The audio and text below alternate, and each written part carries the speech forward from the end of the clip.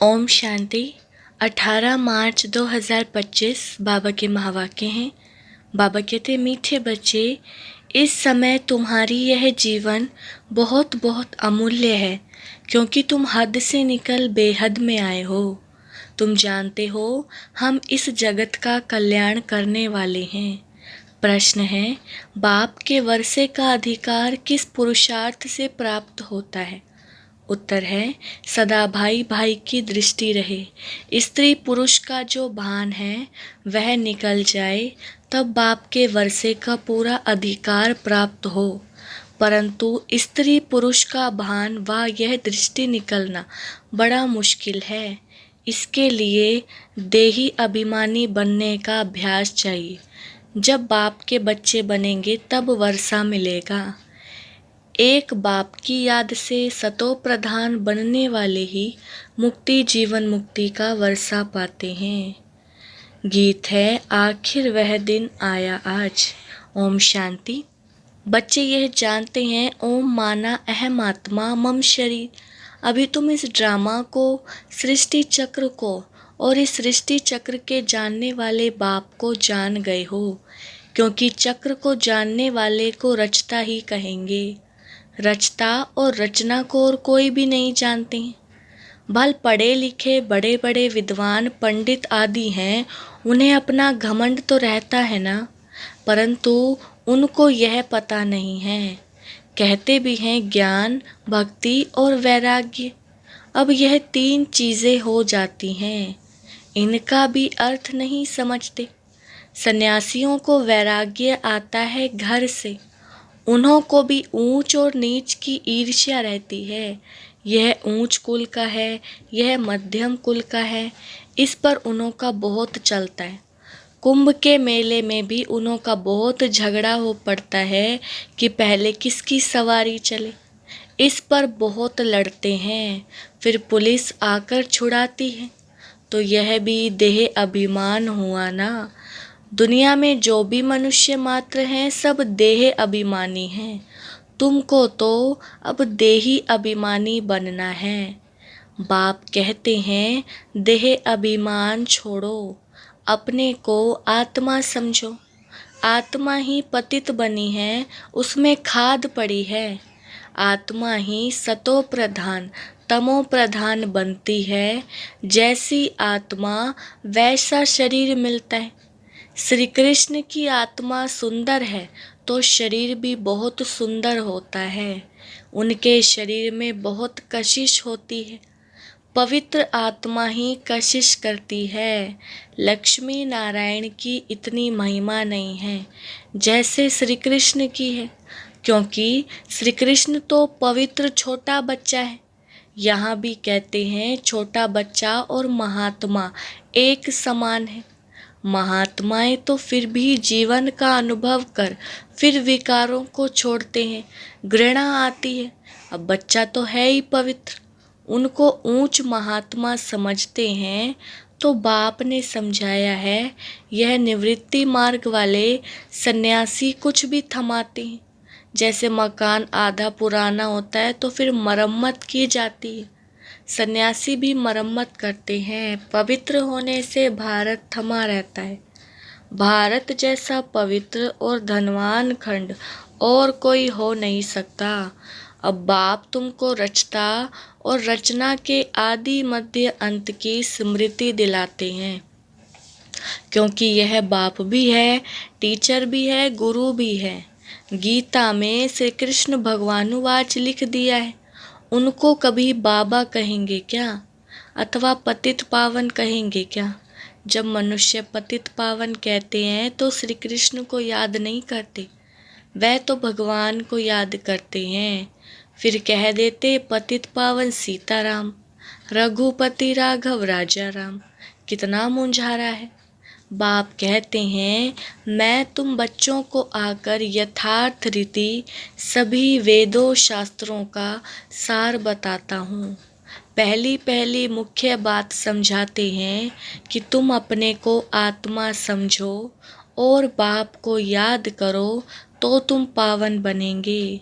तुम हो भाई भाई, फिर ब्रह्मा की संतान, कुमार कुमारियां तो बहन भाई हो गए। यह बुद्धि में याद रहे। असल में आत्माएं भाई भाई हैं, फिर यहाँ शरीर में आने से भाई बहन हो जाते हैं। इतनी भी बुद्धि नहीं है समझने की। वह हम आत्माओं का फादर है तो हम ब्रदर्स ठहरे ना, फिर सर्वव्यापी कैसे कहते हैं। वर्षा तो बच्चे को ही मिलेगा, फादर को तो नहीं मिलता। बाप से बच्चे को वर्षा मिलता है। ब्रह्मा भी शिव बाबा का बच्चा है ना, इनको भी वर्षा उनसे मिलता है। तुम हो जाते पोतरे पोतरियां, तुमको भी हक है। तो आत्मा के रूप में सब बच्चे हो, फिर शरीर में आते हो तो भाई बहन कहते हो। और कोई नाता नहीं, सदा भाई भाई की दृष्टि रहे। स्त्री पुरुष का भान भी निकल जाए। जब मेल फीमेल दोनों ही कहते हो ओ गॉड फादर, तो भाई बहन हुए ना। भाई बहन तब होते हैं जब बाप संगम पर आकर रचना रचते हैं, परंतु स्त्री पुरुष की दृष्टि बड़ा मुश्किल निकलती है। बाप कहते हैं तुमको देही अभिमानी बनना है, बाप के बच्चे बनेंगे तभी वर्षा मिलेगा। माम एकम याद करो तो सतो प्रधान बनेंगे। सतो प्रधान बनने बिगर तुम वापिस मुक्ति जीवन मुक्ति में जा नहीं सकेंगे। यह युक्ति सन्यासी आदि कभी नहीं बताएंगे। वह ऐसे कभी नहीं कहेंगे कि अपने को आत्मा समझ बाप को याद करो।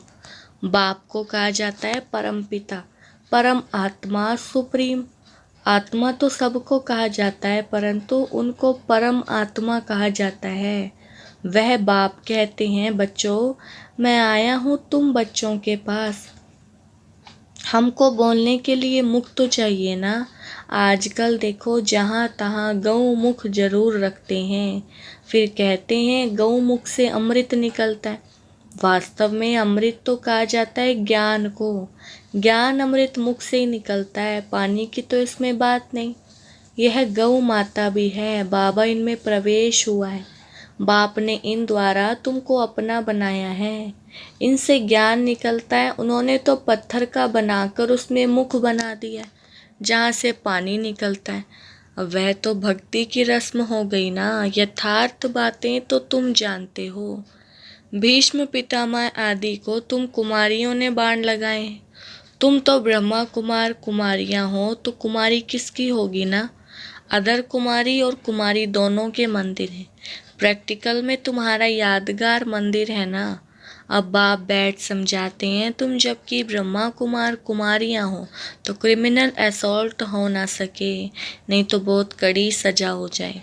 देह अभिमान में आने से यह भूल जाता है कि हम बहन भाई हैं। यह भी बीके हैं, हम भी बीके हैं, तो विकार की दृष्टि जा ना सके। परंतु आसुरी संप्रदाय के मनुष्य विकार के बिगड़ रह नहीं सकते, तो विघ्न डालते हैं।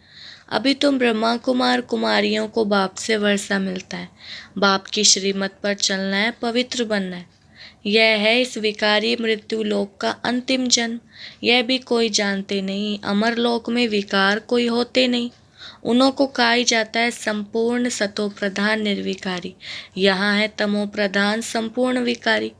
गाते भी हैं वह संपूर्ण निर्विकारी, हम विकारी पापी हैं।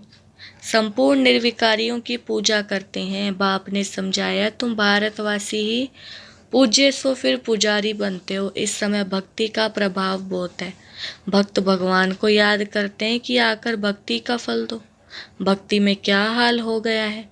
बाप ने समझाया मुख्य धर्म शास्त्र 4 हैं। एक तो डिटीज़म है, इसमें ब्राह्मण देवता क्षत्रिय तीनों ही आ जाते हैं। बाप ब्राह्मण धर्म स्थापन करते हैं। ब्राह्मणों की चोटी है संगम युग की। तुम ब्राह्मण अभी पुरुषोत्तम बन रहे हो, ब्राह्मण बने फिर देवता बनते हो। वह ब्राह्मण भी विकारी हैं, वह भी इन ब्राह्मणों के आगे नमस्ते करते हैं। ब्राह्मण देवी देवता नमः कहते हैं क्योंकि समझते हैं वह ब्रह्मा की संतान थे। हम तो ब्रह्मा की संतान नहीं हैं। अभी तुम ब्रह्मा की संतान हो, तुमको सब नमः करेंगे। तुम फिर देवी देवता बनते हो। अभी तुम ब्रह्मा कुमार कुमारियां बने हो, फिर बनेंगे देवी कुमार कुमारियां। इस समय तुम्हारी यह जीवन बहुत बहुत अमूल्य है, क्योंकि तुम जगत की माताएं गाई हुई हो। तुम हद से निकल बेहद में आए हो। तुम जानते हो हम इस जगत का कल्याण करने वाले हैं। तो हर एक जगत अम्बा जगत पिता ठहरे। इस नरक में मनुष्य बड़े दुखी, हम उनकी रूहानी सेवा करने आए हैं। हम उनको स्वर्गवासी बनाकर ही छोड़ेंगे। तुम हो सेना, इनको युद्ध स्थल भी कहा जाता है। यादव, कौरव और पांडव इकट्ठे रहते हैं, भाई बहन है ना। अब तुम्हारी युद्ध बहन भाइयों से नहीं, तुम्हारी युद्ध है रावण से।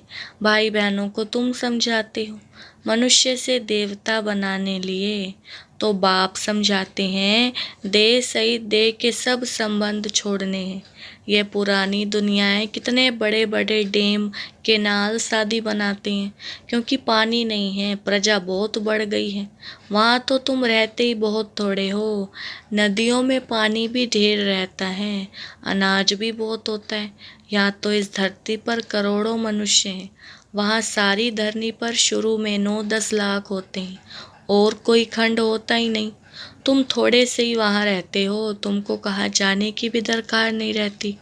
वहाँ है ही बाहरी मौसम, 5 तत्व भी कोई तकलीफ नहीं देते हैं, ऑर्डर में रहते हैं। दुख का नाम नहीं, वह है ही बहिष्ट। अभी दोजख है, यह शुरू होता है बीच से। देवताएं वाम मार्ग में गिरते हैं तो फिर रावण राज्य शुरू हो जाता है। तुम समझ गए हो, हम डबल सिरताज पूज्य बनते हैं, फिर सिंगल ताज वाले बनते हैं। सतयुग में पवित्रता की भी निशानी है, देवताएं तो सब पवित्र हैं, यहाँ पवित्र कोई है नहीं। जन्म तो फिर भी विकार से लेते हैं ना, इसलिए इसे भ्रष्टाचारी दुनिया कहा जाता है। सतयुग श्रेष्ठाचारी है, विकार को ही भ्रष्टाचार कहा जाता है। बच्चे जानते हैं सतयुग में पवित्र प्रवृत्ति मार्ग था, अब अपवित्र हो गए हैं। अब फिर पवित्र श्रेष्ठाचारी दुनिया बनती है। सृष्टि का चक्र फिरता है ना, परमपिता परमात्मा को ही पतित पावन कहा जाता है। मनुष्य कह देते हैं भगवान प्रेरणा करता है। अब प्रेरणा माना विचार, इसमें प्रेरणा की तो बात ही नहीं। वह खुद कहते हैं हमको शरीर का आधार लेना पड़ता है। मैं बिगर मुख की शिक्षा कैसे दूं? प्रेरणा से कोई शिक्षा दी जाती है क्या? भगवान प्रेरणा से कुछ भी नहीं करते हैं। बाप तो बच्चों को पढ़ाते हैं, प्रेरणा से पढ़ाई थोड़ी ही हो सकती है। सिवाय बाप के सृष्टि के आदि मध्य अंत का राज कोई बता ना सके। बाप को ही नहीं जानते हैं। कोई कहते हैं लिंग है, कोई कहते अखंड ज्योति है, कोई कहते ब्रह्म ही ईश्वर है। तत्व ज्ञानी ब्रह्म ज्ञानी भी है ना। शास्त्रों में दिखा दिया है 84 लाख योनियाँ। अब अगर 84 लाख जन्म होते तो कल्प बहुत बड़ा चाहिए, कोई हिसाब ही ना निकाल सके। वह तो सतयुग कोई लाखों वर्ष कह देते हैं, बाप कहते हैं सारा सृष्टि चक्री 5000 वर्ष का है। 84 लाख जन्मों के लिए तो टाइम भी इतना चाहिए ना। यह शास्त्र सब भक्ति मार्ग के हैं। बाप कहते हैं मैं आकर तुमको इन सब शास्त्रों का सार समझाता हूँ। यह सब भक्ति मार्ग की सामग्री है, इनसे कोई भी मेरे को प्राप्त नहीं करते। मैं जब आता हूँ तभी सबको ले जाता हूँ। मुझे बुलाते ही हैं कि हे पतित पावन आओ, पावन बनाकर हमको पावन दुनिया में ले चलो। फिर ढूंढने के लिए धक्के क्यों खाते हो? कितना दूर दूर पहाड़ों आदि पर जाते हैं। आजकल तो कितने मंदिर खाली पड़े हैं, कोई जाता ही नहीं है। अभी तुम बच्चे ऊंचते ऊंच बाप की बायोग्राफी को भी जान गए हो। बाप बच्चों को सब कुछ देकर फिर 60 वर्ष बाद वानप्रस्थ में बैठ जाते हैं। यह रस्म भी अब की है, त्योहार भी सब इस समय के। तुम जानते हो अभी हम संगम पर खड़े हैं, रात के बाद फिर दिन होगा। अब तो घोर अंधियारा है। गाते भी हैं ज्ञान सूर्य प्रगटा। तुम बाप को और रचना के आदि मध्यांत को अब जानते हो। जैसे बाप नॉलेजफुल है, तुम भी मास्टर नॉलेजफुल हो गए। तुम बच्चों को बाप से वर्षा मिलता है बेहद की सुख का, लौकिक बाप से तो हद का वर्षा मिलता है, जिससे अल्पकाल का सुख मिलता है, जिनको सन्यासी काग विष्टा समान सुख कह देते हैं। वह फिर यहाँ आकर सुख के लिए पुरुषार्थ कर ना सके, वह हठ योगी ही है। तुम हो राजयोगी, तुम्हारा योग है बाप के साथ, उन्हों का है तत्व के साथ। यह भी ड्रामा बना हुआ है। अच्छा, मीठे मीठे सिकिलदे बच्चों प्रति माता पिता बाप दादा का याद प्यार और गुड मॉर्निंग। रूहानी बाप की रूहानी बच्चों को नमस्ते। हम रूहानी बच्चों की रूहानी बाप दादा को नमस्ते नमस्ते, गुड मॉर्निंग। धारणा के लिए मुख्य सार। फर्स्ट पॉइंट है पावन बनने के लिए हम आत्मा भाई भाई हैं, फिर ब्रह्मा बाप की संतान भाई बहन हैं। यह दृष्टि पक्की करनी है। आत्मा और शरीर दोनों को ही पावन सतो प्रधान बनाना है। देह अभिमान को छोड़ देना है। दूसरा, मास्टर नॉलेजफुल बन सभी को रचता और रचना का ज्ञान सुनाकर घोर अंधियारे से निकालना है। नरकवासी मनुष्यों की रूहानी सेवा कर स्वर्गवासी बनाना है। वरदान, मास्टर ज्ञान सागर बन ज्ञान की गहराई में जाने वाले अनुभव रूपी रत्नों से संपन्न भव। विस्तार है, जो बच्चे ज्ञान की गहराई में जाते हैं वह अनुभव रूपी रत्नों से संपन्न बनते हैं। एक है ज्ञान सुनना और सुनाना, दूसरा है अनुभवी मूर्त बनना। अनुभवी सदा अविनाशी और निर्विघ्न रहते हैं, उन्हें कोई भी ला नहीं सकता। अनुभवी के आगे माया की कोई भी कोशिश सफल नहीं होती। अनुभवी कभी धोखा नहीं खा सकते, इसलिए अनुभवों को बढ़ाते हुए हर गुण के अनुभवी मूर्त बनो। मनन शक्ति द्वारा शुद्ध संकल्पों का स्टॉक जमा करो। स्लोगन, फरिश्ता वह है जो देह के सूक्ष्म अभिमान के संबंध से भी न्यारा है। अव्यक्त इशारे, सत्यता और सभ्यता रूपी कल्चर को अपनाओ। संपूर्ण सत्यता भी पवित्रता के आधार पर होती है। पवित्रता नहीं तो सदा सत्यता नहीं रह सकती है। सिर्फ काम विकार अपवित्रता नहीं है, लेकिन उसके और भी साथी हैं। तो महान पवित्र अर्थात अपवित्रता का नाम निशान ना हो, तब परमात्म प्रत्यक्षता के निमित्त बन सकेंगे। अच्छा, ओम शांति।